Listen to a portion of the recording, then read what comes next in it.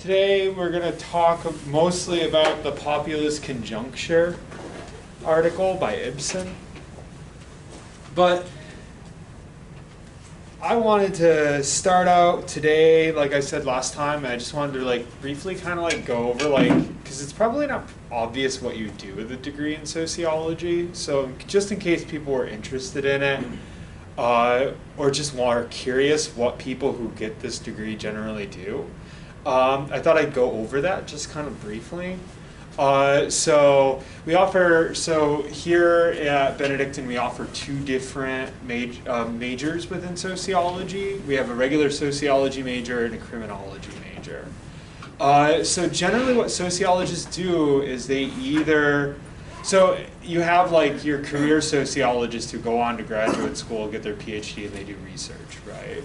But for other people who aren't interested in going on as long or just are more interested in having more practical into it, there's two things that generally sociologists do. And so they're either going to work for nonprofit organizations. So do you guys know the difference between a nonprofit and a for-profit?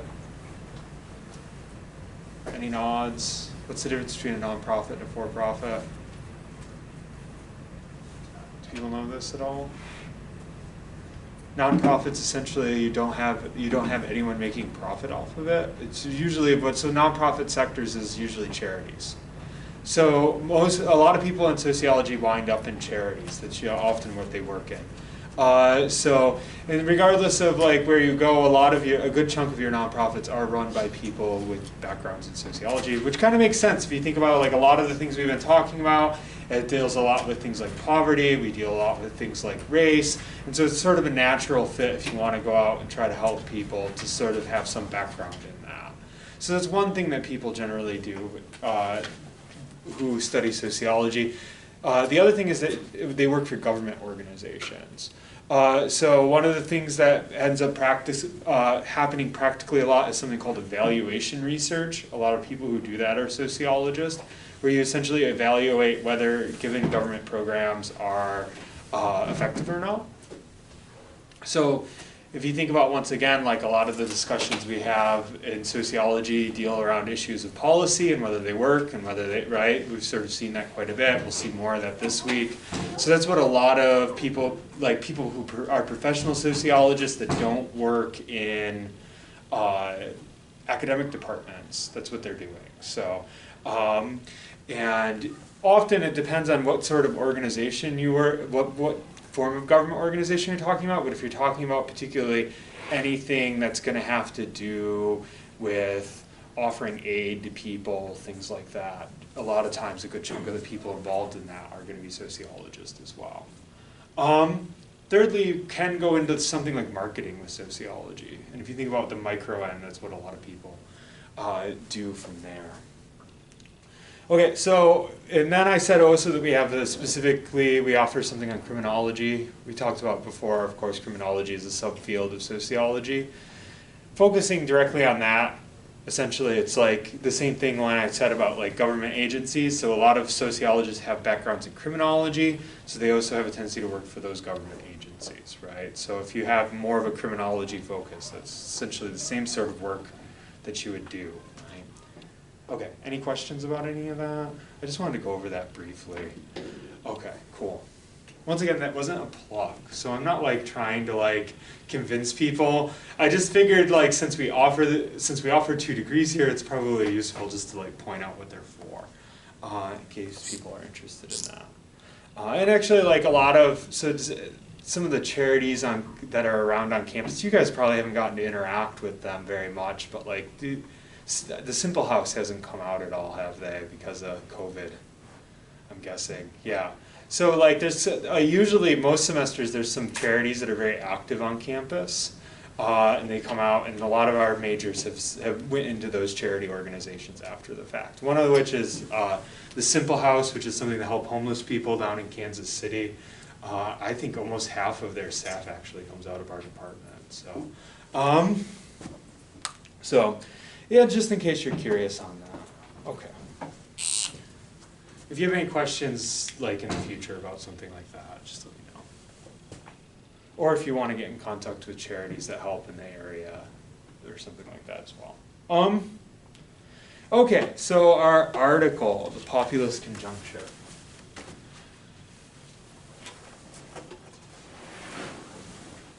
So there's a few things we should talk about from this. So this week we're looking at specifically articles, that are specifically looking at and analyzing politics from the lens of sociology. So just like when we talked about inequality, that we think of things like economics as usually covering things about the economy, sociology does so as well, but once again more holistically. Same thing with politics, right? So we're going to see both of these articles deal with politics, but they deal with politics by talking about it in the context of social change, economic change, things like that as well. This one in particular focuses on applying the work of somebody named Jürgen Habermas. He's a very big theorist in sociology. Habermas to something called populism. So for today, what we'll do is we'll look at what populism is, why we see a rise of populism in the United States and in other Western democracies. We're also going to talk about why people should care about populism. Like, why is that an interesting thing to talk about? If you might have picked up does the article seem hostile towards populism? Yeah, and generally you're not going to get very much scholarship that isn't, and there's going to be a specific reason for that. And then we'll look at how are authors trying to use Habermas to explain, in particular Habermas's idea of the legitimation crisis, to analyze populism. So, to get us rolling, let's take a look at definition. 2 pages in that he offers the definition. Page 798, just so we all know what populism is. So page 798 towards the bottom, this is the first moment. Populism gets thrown around a lot because a lot of people already would know what populism is, or at least have some vague notion. So if you were reading those first few pages and was like, what's populism? They haven't told me. It's because they didn't tell you right away. So, okay, that bottom paragraph with the big quote in the middle. You see where I'm at? Page 798. Whenever somebody wants to read, go ahead. Volunteers. I can start calling on people. Much of the contemporary literature on populism converges on identifying as a defining property of populism the opposition to elites and the political establishment. And Cristobal Rivera, cult philosopher, have offered a highly influential definition of populism as a thin-centered ideology that considers society to be ultimately separated into two homogeneous and antagonistic camps, the pure people versus the corrupt elite, and which argues that politics should be an expression of the volonté générale, or the general will of the people. Okay, I'm going to pause us there. So what's our definition? What's that? What does it involve? There's a few things that we need to pull out from that. So populism is a political philosophy. What does it entail?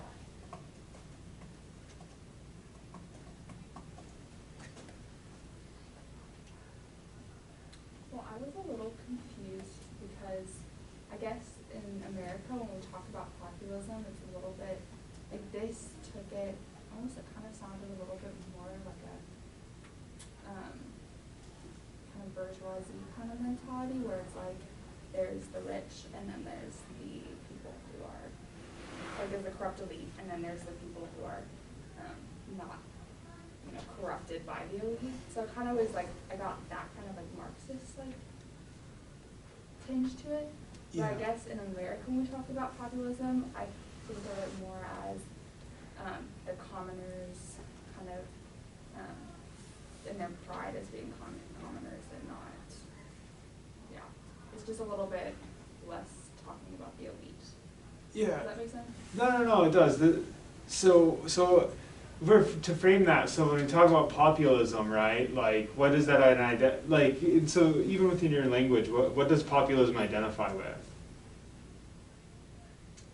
I guess, I mean, I said Marxism, but like, I don't think in America we talk about it as much as Marxism. It's almost like in opposition to Marxism.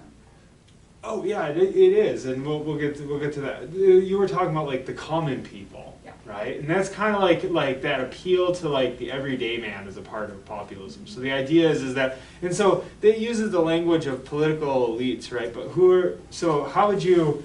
So if we think about American populism, right? How is it antagonistic towards elites? If we just don't think about like the term, right? Because Americans are not big into Marxism, and it's not suggesting most populist movements are. We'll see what most populist movements are, but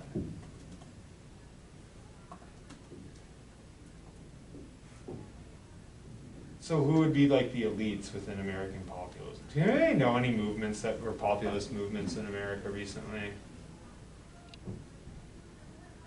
There's two that kind of stand out in the last 10 years.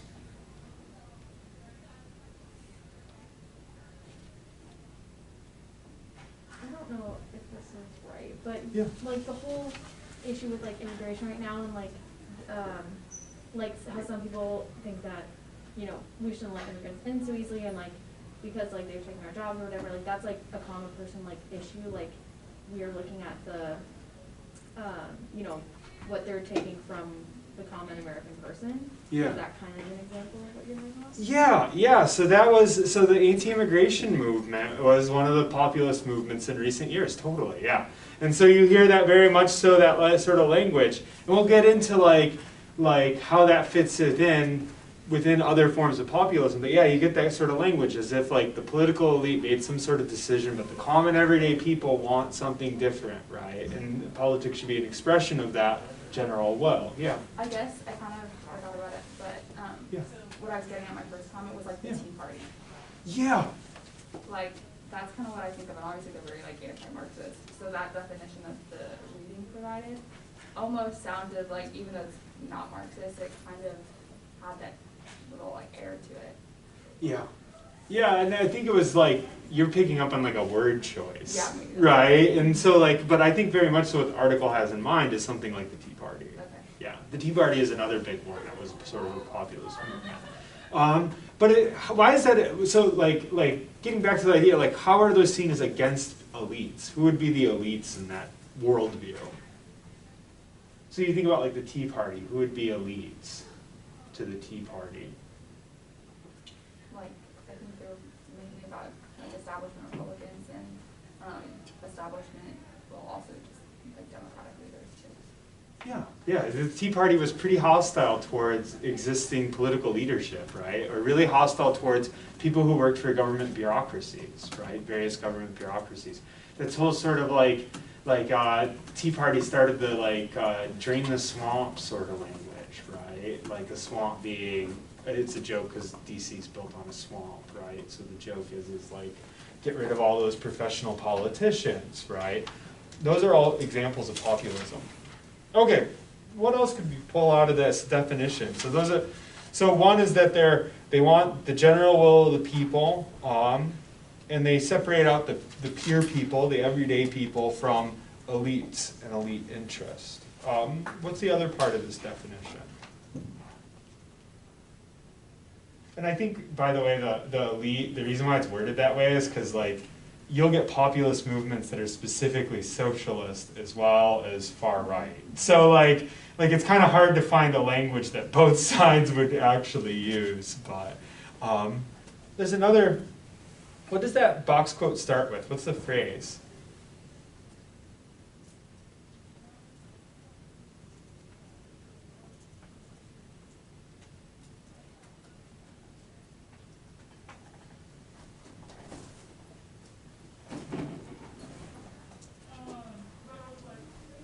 There's that whole comment about it being a thin-centered ideology, right? So basically, like, and what it's pointing down, if you read that paragraph down below, I'm not going to make us read that aloud, But what it's pointing to as well is this idea of like, rarely do you get populism as an ideology of its own, but it has what is referred to as a host ideology. So populism has that popular sentiment behind it.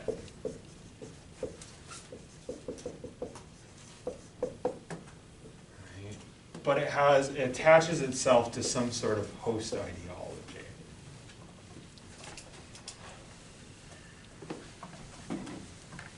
The host ideologies usually fall into one or two directions. So usually when you have a populist movement, it'll either go far right, which somewhat to what you're describing, right? Like in America, it has a tendency to go far right. We're going to see that's going to also be true if you're talking about like Germany or Scandinavia or Northern Europe. It has a tendency to go far right. In the other direction, you have the tendency to go far left, particularly towards communism.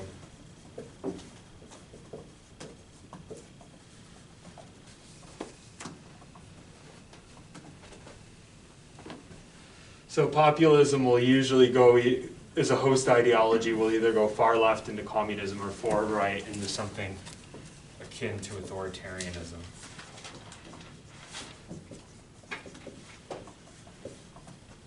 So that becomes kind of the split. So getting into like saying that it has a hostile tone towards populism, why do you think that might be that?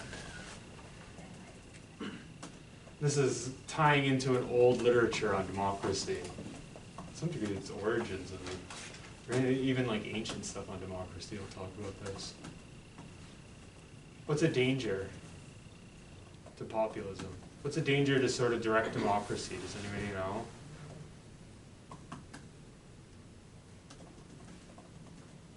Direct democracy has a tendency to fall into something called majority tyranny.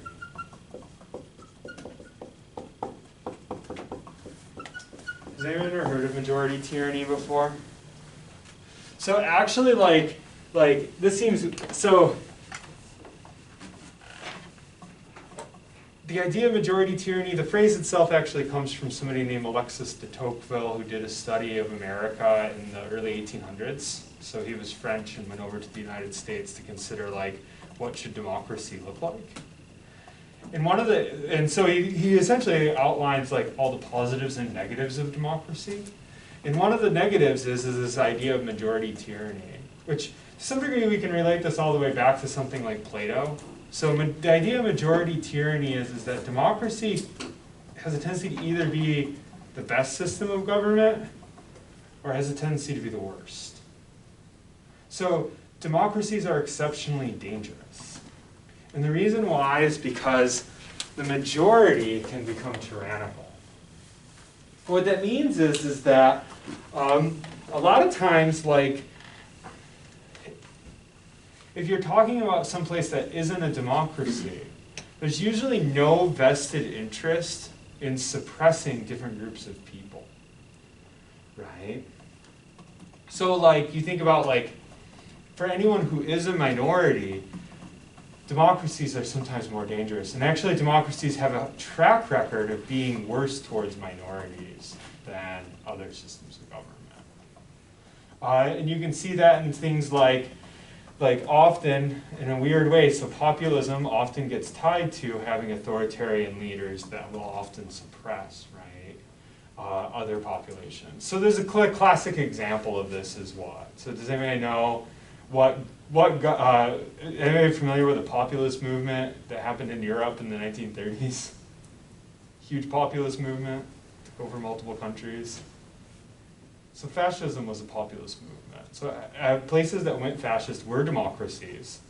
And then the majority, right, and in this case, the majority had this sort of like anti-government, right, that essentially like there were these government elites. If you're talking about particularly like if it's something like in Germany in the 1930s, right, the idea was that like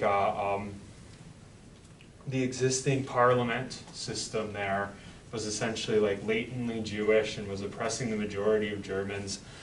And then, so the populist movements in Germany led to the creation of, in this case, authoritarianism, so it led to the creation of far-right politics, right? You get very similar things sometimes happening, like I said, on the left, but generally speaking, like that's kind of the idea.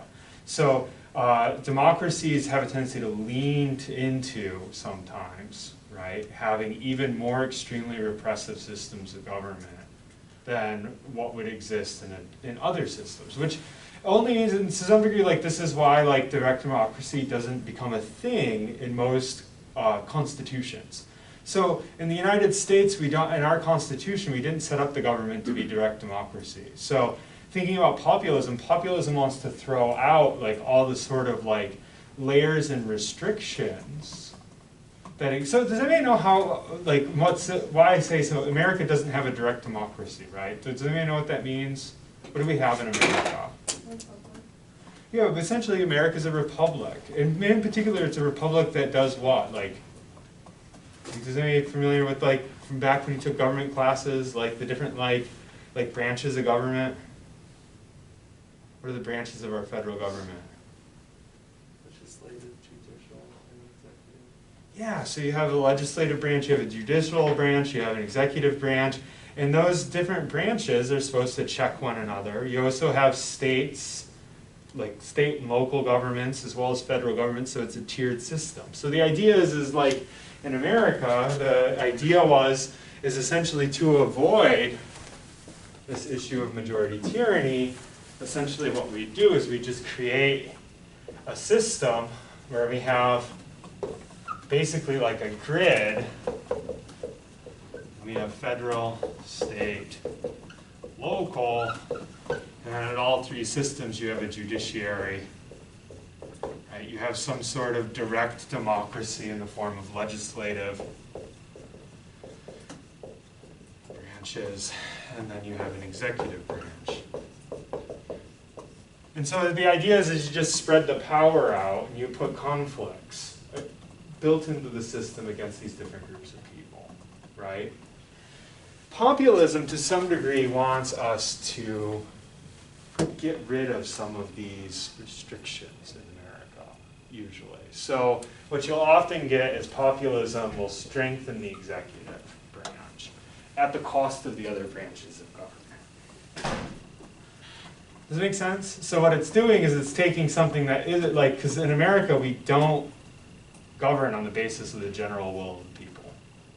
We base this on the government of channeling, we govern on the basis of channeling the general will of the people through various institutions that act as sort of a stopgap measure. You can see this very early even with things like the Bill of Rights, right? The Bill of Rights is essentially just something that happened in the 1800s, right? That was to guarantee, right, that the majority couldn't essentially just stomp on the minorities within the United States, right? Okay, so that's our kind of like definition of populism. Populism is, it understands the world through these sort of two homogeneous groups of antagonistic groups of people, everyday people and those other people who govern over them, and try to essentially assert direct democracy against the existing government. Which once again can become dangerous. Okay, so that's the idea there.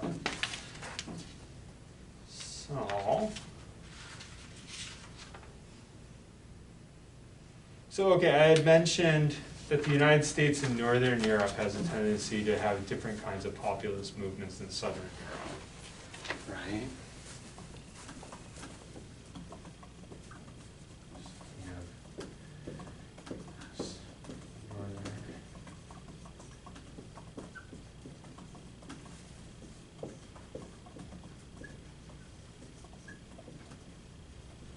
And they have a tendency to care about different issues.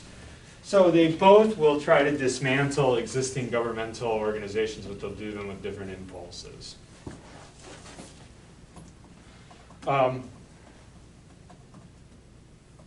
So, and we've talked about some of this stuff before, right? So the rising populism in North America and the U.S. and Northern Europe is going to be particularly sort of like what's described here as a cultural backlash. It's going to have a tendency to be involved in culture politics, particularly immigration, as we've already talked about. Right. In Southern Europe, it's going to be focused on, these are also issues we talked about. We didn't talk about them specifically in the context of Southern Europe, but you remember us talking about the IMF and the World Bank and conditionalities? You guys remember this conversation? Right, imposing rules, cutting back government, imposing what the governments could do in terms of things like healthcare, or in terms of things like sort of like services like mass transit systems or whatever, right? You guys remember that? We were talking about that in the context of particular poorer countries when we talked about international poverty. In the last decade, a lot of Southern European countries, particularly those referred to as in the UN as the pigs, Portugal, Ireland, Spain, and Greece, have all been sort of forced into austerity through the IMF. And that's actually created a populist movement in those countries that ends up being more of a left-wing populist movement. Both equally to some degree authoritarian, right? But this is essentially how it's been split up. So the article kind of starts out with this discussion of populism and saying that, like, well, when people have written about populism, they have a tendency to write about it as either this cultural backlash phenomenon, or they have a tendency to write about it essentially as being economically motivated. Right? And our author thinks that that doesn't explain both at once.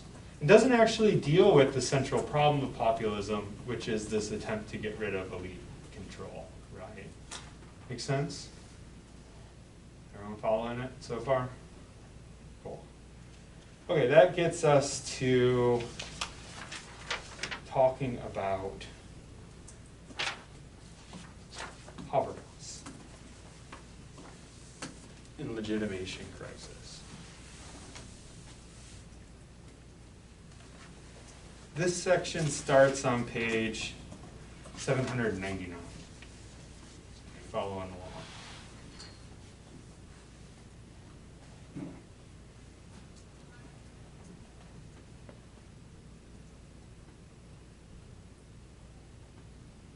So did anybody pick up anything about Habermas?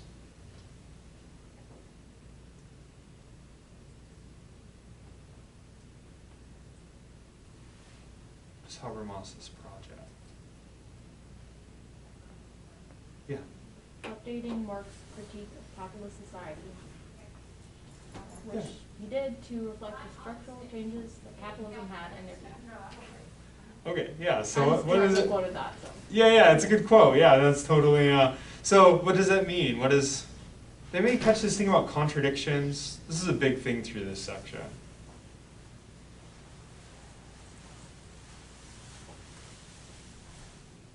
So the idea, sort of a central idea within Marxism is that capitalism is built on contradictions. So what that kind of means is that, well, a good example of that is like probably the primary contradiction that Marx is kind of obsessed about when it comes to capitalism is that capitalism produces massive amounts of wealth. More wealth than you can have with any other system. And Marx, in fact, is like often quoted as saying that capitalism was the best and worst thing for humanity. Right? And that's actually what he means by that is like there's a huge advantage to that form of production. And the fact that it can generate massive amounts of wealth, which could help a lot of people, right? It could improve the standard, and does. Like, if you think back when we were talking about inequality, what we all kind of see is that inequality increases, but quality of living, right, goes up still for everybody, right? And that's good. That's the good byproduct of capitalism. That's the good thing that capitalism does. The weird contradiction is that it offers prosperity, right? But capitalism as a system has a tendency to increase that inequality, right? So like the idea is it offers us prosperity, but it also takes it away. So this is sort of weird internal contradiction of the system. Does that make sense? And that's just one example of the contradictions. Marxists and Marx in general love to try to find what are all the weird things that happen within our system. And it's also things like a lot of people would point to, and what this article is kind of pointing to is one of the contradictions has to do with basically like economic cycles, right? Which is there are things we've talked a lot about, that we have this constant growth economy actually has a tendency to produce really massive swings, right? So while it brings in lots of wealth, it also increases our insecurity because at any moment, bam, another financial crisis could hit. And if you think about like, and this it sounds like you know, kind of extreme to say capitalism is built on contradictions, but like it's actually not that extreme a language at all. I mean, if you pick up the Wall Street Journal and you read, like, almost every day there's going to be an article. What's going to be the next economic crisis and how can we prepare for it, right? To some degree that's already latently saying, right? In fact, Marx grows out of liberalist economics, right? And it's already being latently said there, right? Capitalism has tons of contradictions. A market economy has a tendency to not be super stable, right? So early Marxism, Marx was like, eventually, right, this sort of weird, you know, contradictory things, particularly those massive swings in growing global inequality, will eventually produce the seeds to destroy capitalism, right? And this is like where you get to like the ideas that we often associate with Marx, right? This is where Marx becomes kind of revolutionary, is essentially he's sort of like, well, the working class will eventually get tired of being abused in these ways, right? They'll get tired of massive economic swings and they'll want the government to intervene.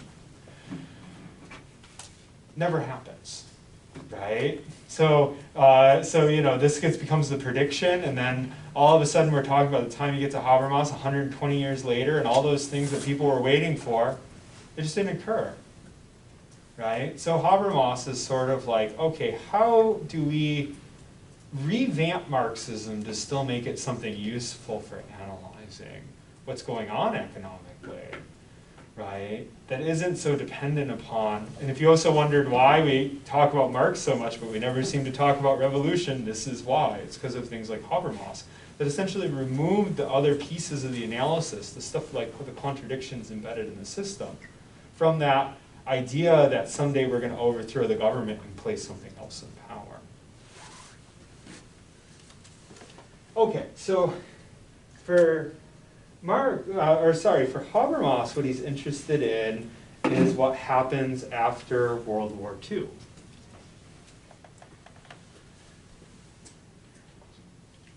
So, which giant economic swing happens right before World War II?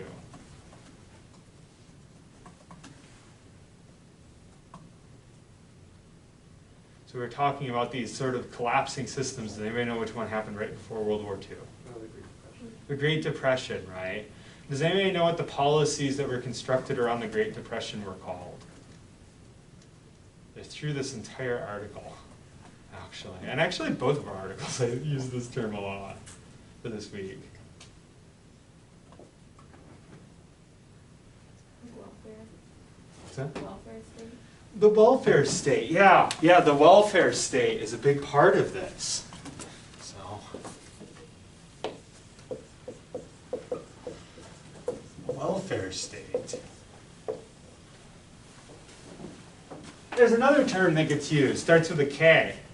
And these are somewhat interchangeable, if you will.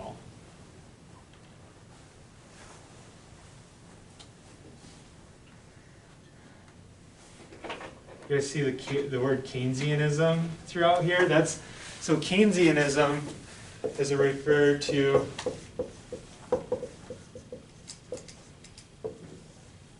is tied to the creation of welfare states. Referenced Maynard Keynes, who was the advisor for the economic advisor, as well as like one of the most famous economists of the 20th century, and I'm blanking on the name.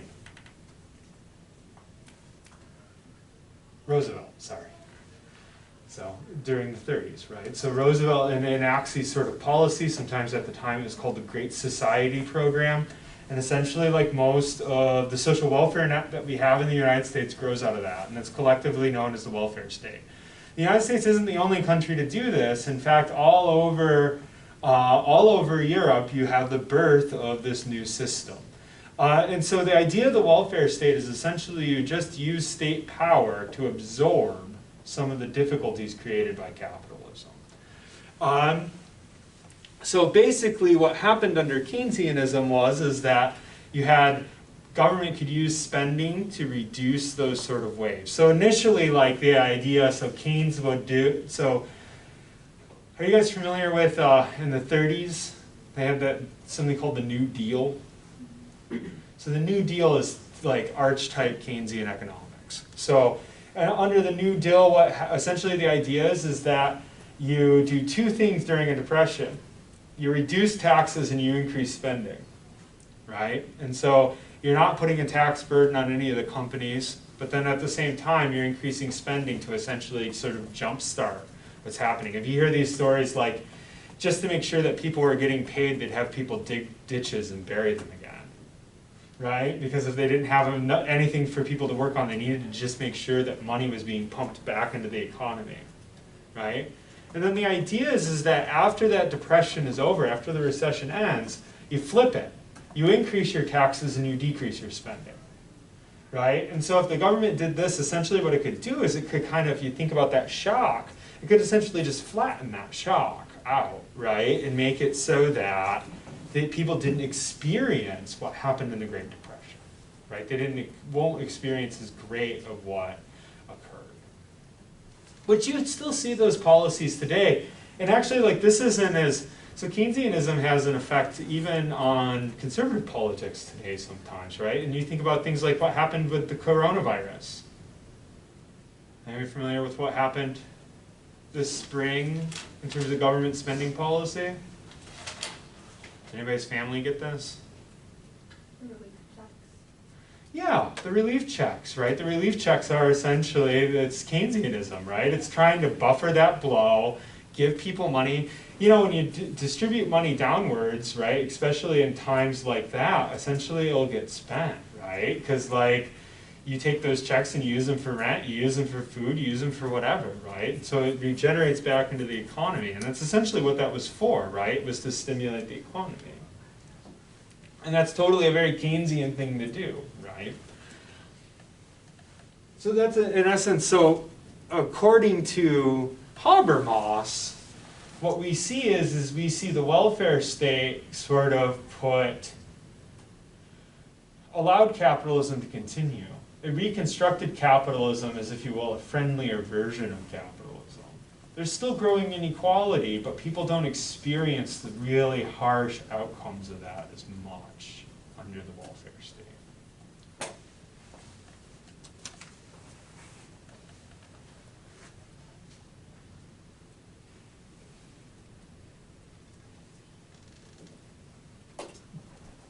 But people started to, attitudes about that, so what are most people's attitudes? So this will get us to, like, kind of like some of the crisis things.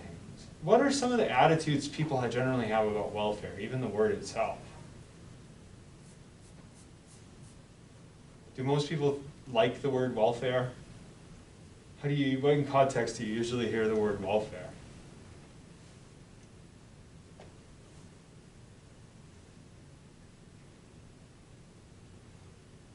You guys don't hear the word welfare?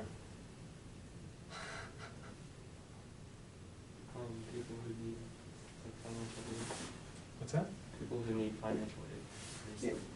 Do you usually hear it used in a positive way, though? And, No, usually people complain about welfare, right? Welfare reform needs to be reformed, it needs to be altered, et cetera, right? Usually people are very hostile towards the government redistributing funds.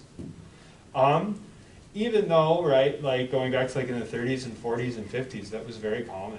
60s, even into the 70s, right? So if you want to think about it from the Great Depression until we get to the late 1970s and early 1980s, the welfare state is predominant within politics.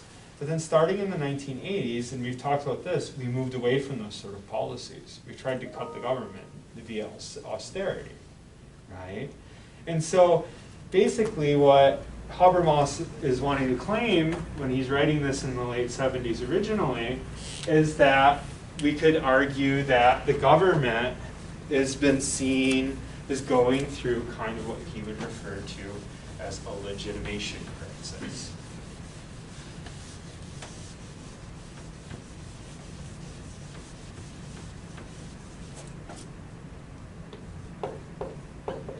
Legitimation crisis.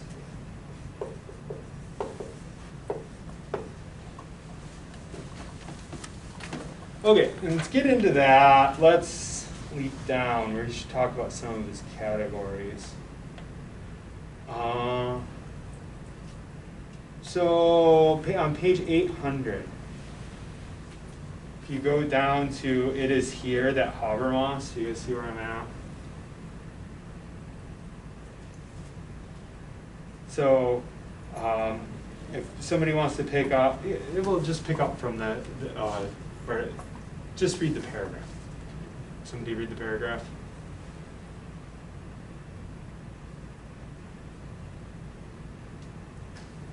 Whenever somebody finds it.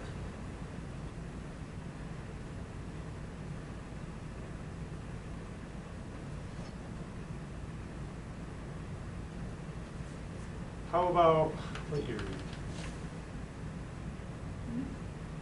Oh, sure. Yeah, that works. Okay, it's here that Habermas introduces the crucial notion of legitimation crisis. It's Habermas. Habermas refines O's distinction between three different systems. Constitutive welfare state capitalism, namely the economic system and the political and administrative system and the socio-cultural system. Okay, I'm going to pause you there. Thank you.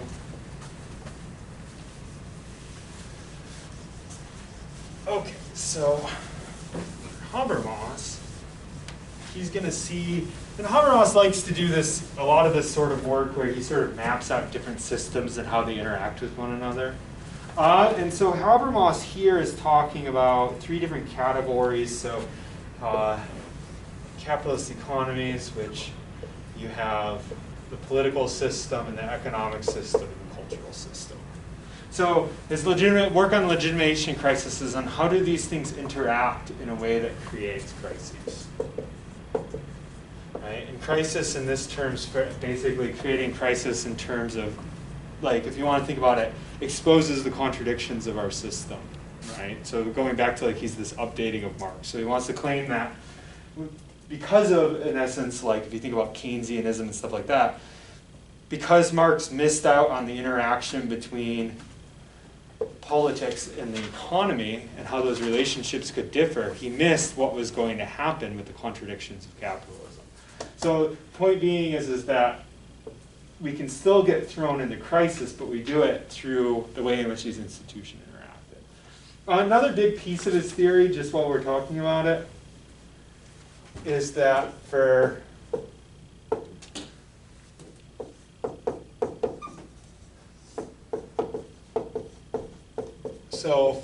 generally speaking, for Habermas, he's going to view it as cultural systems are a part of what he calls the life world. So generally speaking, in cultural systems, we can understand one another. There can be generally some form of agreement.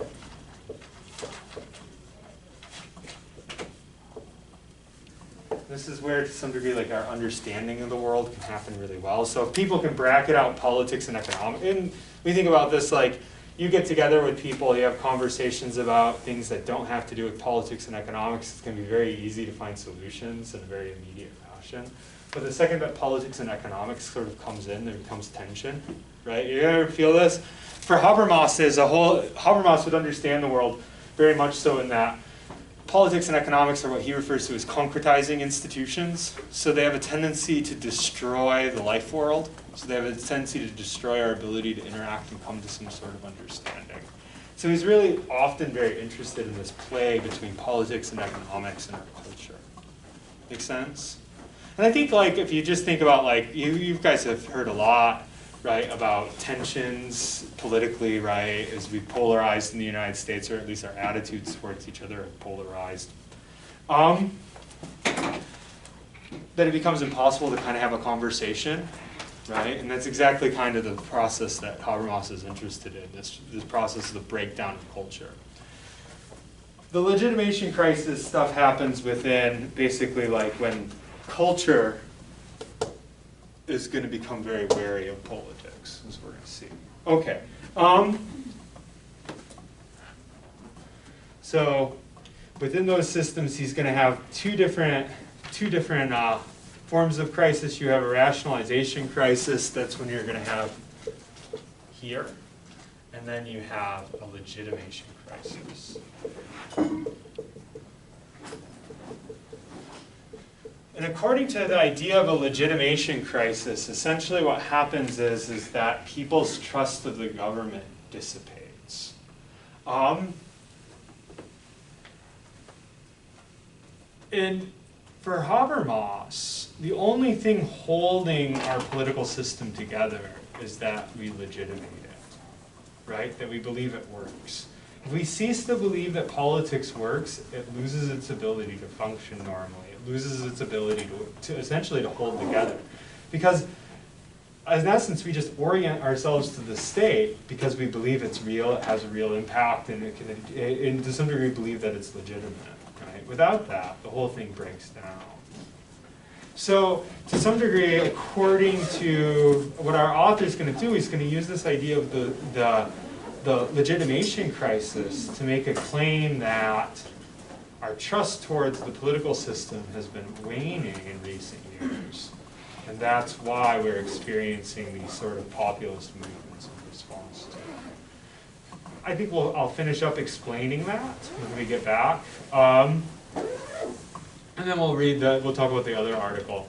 I was thinking about, do you guys want, because I feel a little bit of burnout still. Do you guys want to have time to work on your term papers Friday? Would that be something positive for you all? Okay, we'll schedule that in. So we'll talk about the second article and finish up this article on Wednesday, and then Friday you guys can. I'll still hold court, if you will. You can come in and get help on something if you want it. But other than that, we'll yeah. I'll let you guys work. So have a good day.